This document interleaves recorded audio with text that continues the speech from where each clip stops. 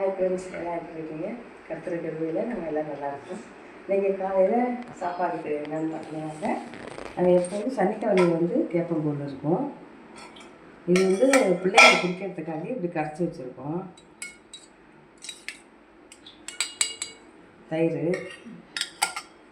இது நம்ம சாப்பிட்றதுக்கு இதை போட்டு அந்த தயிர் ஊற்றி நம்ம சாப்பிட்டுக்கலாம். ஏன்னா பிள்ளைங்க இது கட்டியாக சாப்பிடாதுன்னு.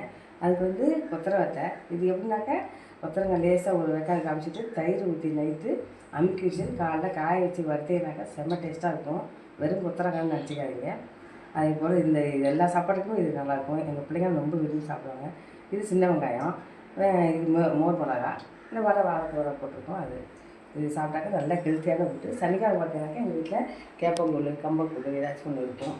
ஏதாச்சும் ஒன்று இதெல்லாம் உடம்புக்கு ரொம்ப நல்லது. எப்பயுமே இட்லி தோசைன்னு சாப்பிட்றதுக்கு இது சாப்பிட்டா பிள்ளைங்களுக்கெல்லாம் நல்லா விரும்பி சாப்பிடுவோம். இந்த மாதிரி கடைக்கு கொடுங்க, நம்மளாம் கெட்டியாக சாப்பிட்டுக்கலாம். ஓகேவா? இப்போ மதியான சாப்பாடு என்னென்னு பார்த்தீங்கன்னாக்கா, சாதம்,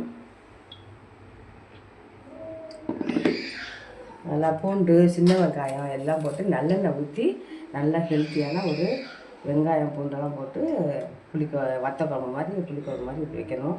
திக்காக வச்சிங்கனாக்கா நல்லாயிருக்கும். எல்லாத்துக்கும் தொட்டுக்கலாம். இட்லி தோசைக்கு, சாதம் சுடுசாதத்துக்கெல்லாம் இது போட்டு சாப்பிட்டுங்க. நல்லது. இதெல்லாம் பூண்டு நிறையா போட்டுங்க, சின்ன வெங்காயம் போட்டுங்க அவசியமாக. அதே போல் வாழைப்பூ உங்களுக்கு தெரியும், ரொம்ப ஹெல்த்தியான ஃபுட்டு. வாழைப்பூ வடை இது நான் எப்படி செஞ்சேனாக்கா, அம்மியில் அரைச்சேன். அம்மியில் கடலப்பருப்பு, சோம்பு, பூண்டெல்லாம் தட்டி போட்டு கடலப்பருப்பு வச்சு வாழைப்பூ வாங்கி அதிலே அம்மியில் வச்சு அரைச்சி விட்டு எண்ணெய் இழுக்காது. எவ்வளோ சாப்பிட்டாலும் உங்களுக்கு ஒன்றும் சொல்லாது. சின்ன பிள்ளைங்களுக்காக இந்த வடை நல்லா சாப்பிட கொடுங்க. நீங்களும் சாப்பிடுங்க. வயிற்றுக்கு ஹெல்த்துக்கு ரொம்ப நல்ல ஃபுட்டு. இதை நீங்கள் ஃபாலோ பண்ணுங்கள். அப்புறம் எல்லோரும் சாப்பிட வாங்க. இந்த வீடியோ பிடிச்சிருந்தீங்கன்னாக்கா சப்ஸ்கிரைப் பண்ணுங்கள். தேங்க்யூ. எங்கள் மருமக ஒரு டிப்ஸ் சொல்லுங்கள், அதை கேட்கு.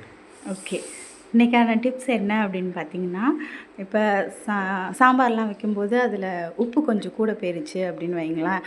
அதில் வாழை இலையோட தண்டு போட்டாலும், இல்லை அப்படின்னா ஒரு உருளைக்கிழங்கு வெட்டி போட்டாலும் அதில் உள்ள உப்பை நமக்கு கூட காட்டாது, கரெக்டான லெவல்லே இருக்கும். இதுதான் இன்றைக்கான டிப்ஸு.